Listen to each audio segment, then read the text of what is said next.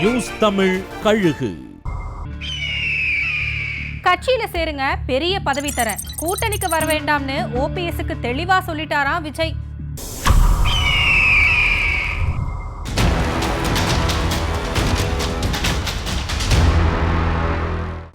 அதிமுகவில் சேர இனி வாய்ப்பில்லைன்னு தெரிஞ்ச உடனே தாவேக்க கூட்டணிக்கு போகலாம்னு ஓபிஎஸ் ஆதரவாளர்கள் முடிவெடுத்திருக்காங்களாம். ஆனா ஓபிஎஸ் அதுக்கு சம்மதிக்கலங்கிறாங்க.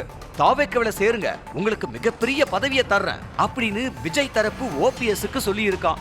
அதே சமயம் கூட்டணிக்கு வர வேணாம்னு ஓபிஎஸ் கிட்ட தாவேக்க சொல்லிடுச்சான்.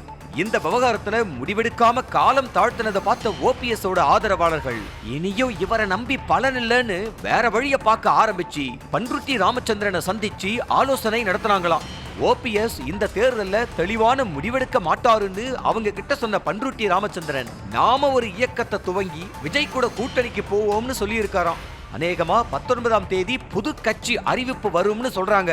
விஜய் தரப்புக்கும் இது சொல்லப்பட பண்ருட்டி தலைமையிலான புது கட்சியை தாவேக்க கூட்டணியில சேர்த்துக்க விஜய் சம்மதிச்சிட்டாராம். தேர்தல் சமயத்துல பண்ருட்டி ராமச்சந்திரனோட அரசியல் அனுபவம் தனக்கு உதவும்னு விஜய் நினைக்கிறாராம். நீண்ட நாட்களாகவே விஜய் கேம்புக்குள்ள போகணுங்கிற ஆர்வத்தில் இருந்த பண்ருட்டி இதையே ஒரு வாய்ப்பா பயன்படுத்த போறாராம்.